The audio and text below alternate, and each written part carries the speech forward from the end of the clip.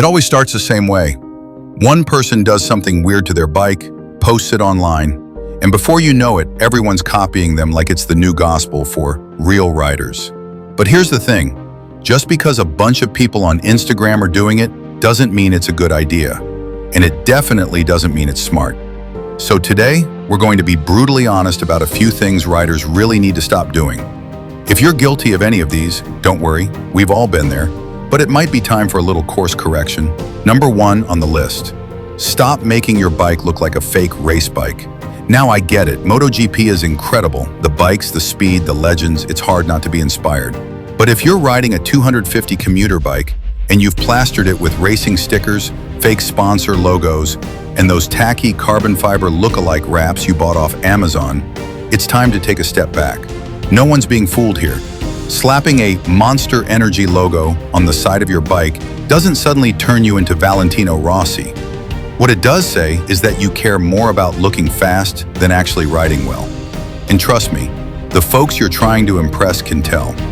If you really want to be a better rider, skip the decals and spend that money on track days, proper suspension setup, or maybe a riding course.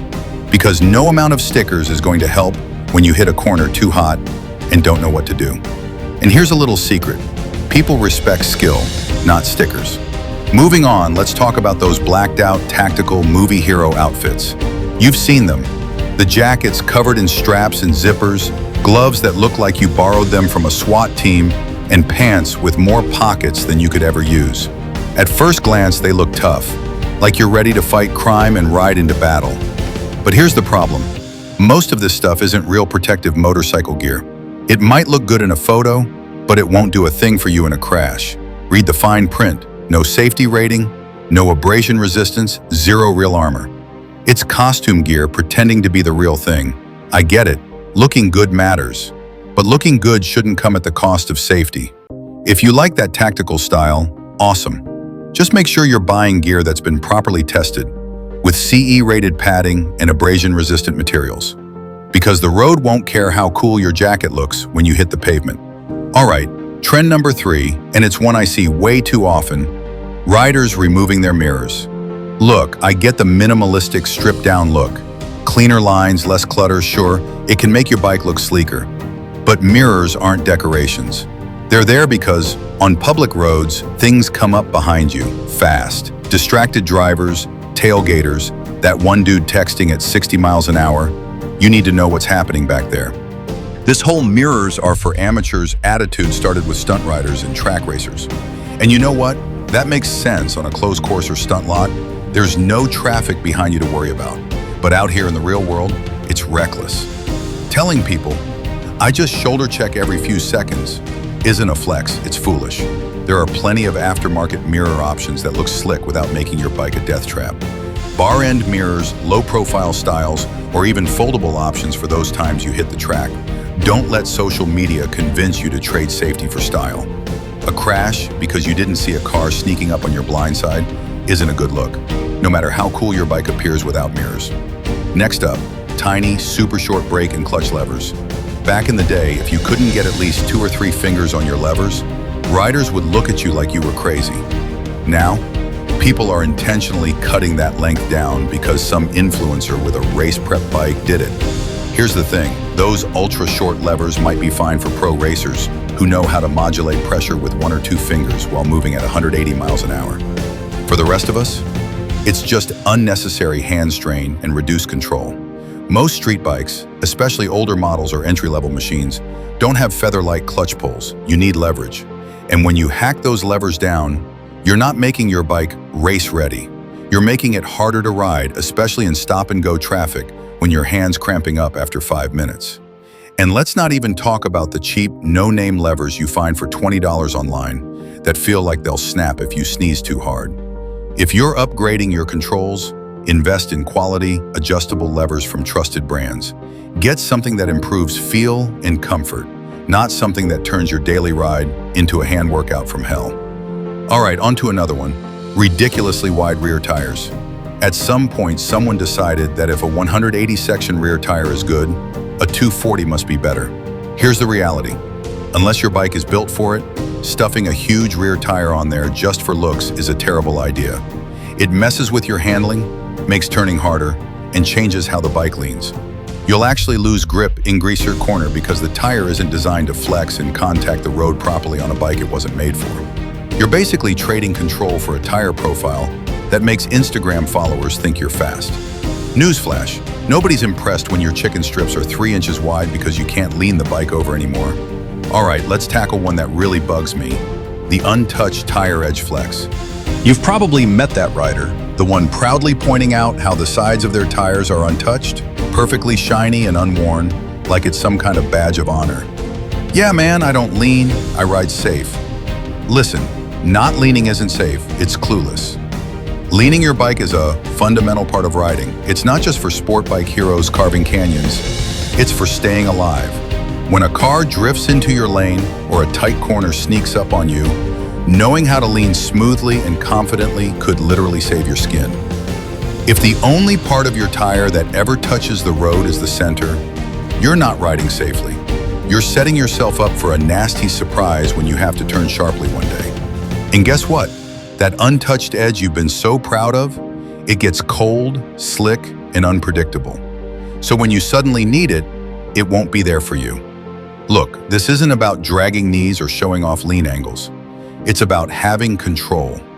Even just learning basic cornering skills, smooth throttle application, proper body positioning, and understanding how your bike behaves in a turn will make you 1,000 times safer than the guy who rides bolt upright and hopes for the best. Now let's talk about Fender Eliminators, or more accurately, Fender Delete disasters. We've all seen it. Someone hacks off the rear fender to make their bike look clean and aggressive. No plate bracket, no splash guard, nothing. And hey, it might look cool for the 3 dry days you get a year. But the first time you ride through a puddle, mud stripe, right up your back, all over your jacket, your seat, and your poor passenger if they haven't already sworn off riding with you. Rear fenders exist for a reason.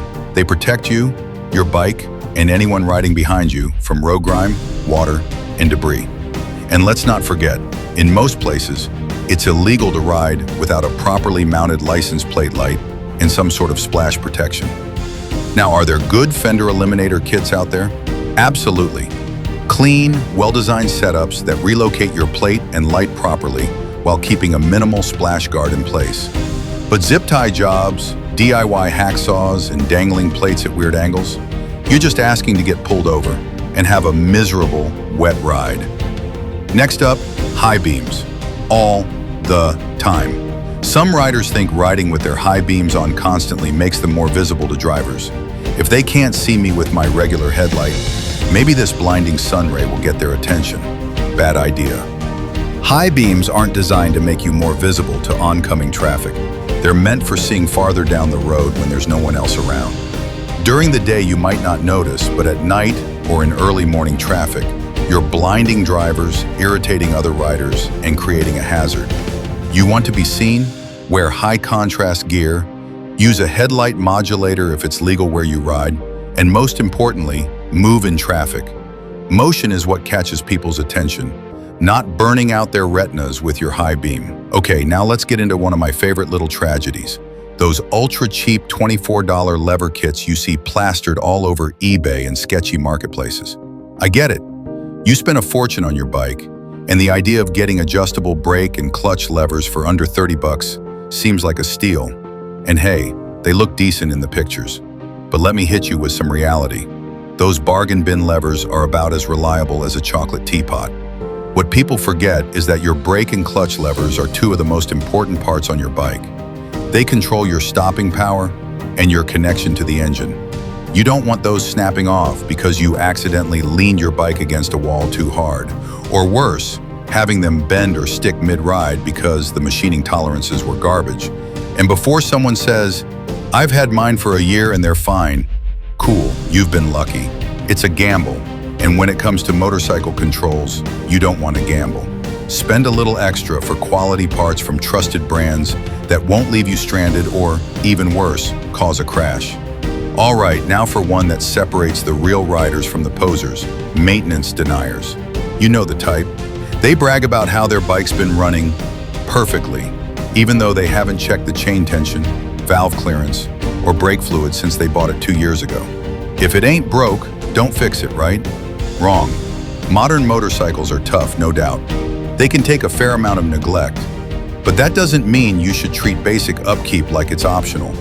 Just because your bike starts and runs doesn't mean everything's fine under the hood, or well, under the tank. Skipping oil changes, chain maintenance, brake pad checks, or valve adjustments is like riding around with a ticking time bomb between your legs. You wouldn't hop on a plane if the pilot shrugged and said, it sounded fine this morning, so why treat your bike any differently? Proper maintenance isn't about being obsessive. It's about keeping your machine reliable, safe, and ready for those last-minute rides when you need to clear your head. Trust me, it's a lot easier to clean and lube your chain now than it is to push your bike home in the rain after it snaps. And now, my absolute favorite nonsense trend, acting too cool to wave. Let's set the record straight. Waving at other riders is a time-honored tradition. It's one of the best parts of motorcycling culture. You see another biker coming down the road, you drop 2 fingers or give a nod, and that's it. A simple, silent message that says, I see you. We're both out here chasing freedom on 2 wheels. But then you get those riders who act like waving's beneath them. They stare straight ahead like they're filming a cologne commercial, too important for the rest of us. Guess what? You're not James Dean, and nobody's impressed. This is a community, and that simple wave matters. It reminds us we're all part of something bigger. Whether you're on a 125cc commuter, a vintage cafe racer, or a brand new Panigale. All right, so to sum it up, motorcycles are about freedom, skill, and the pure joy of riding. But every now and then, we let some trends sneak in that, honestly, should have been left on the editing room floor. Whether it's slapping on fake race stickers, wearing cosplay-level tactical gear, riding blind without mirrors, or pretending maintenance doesn't matter, all these things pull us further away from what riding's really about. It's not about chasing attention on social media or stacking up likes because your bike looks hardcore, sitting at a gas station. It's about knowing your machine, respecting the road, and getting home with a story to tell, not a hospital bill. And hey, if you heard me roast one of your habits today, good. That means you're paying attention. We've all fallen for one of these at some point. I used to think a bigger rear tire made my bike faster too, until I tried to corner like a normal human being and nearly went straight into a ditch. Motorcycling isn't a performance for other people.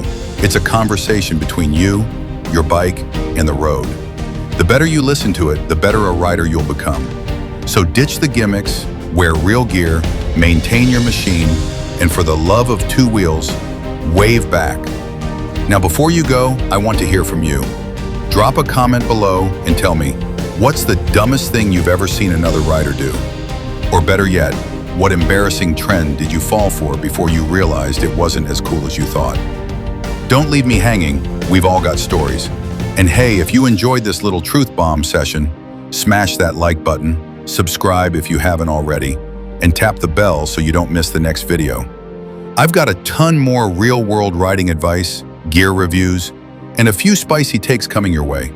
As always, ride safe, ride smart, stay upright, and I'll see you out there.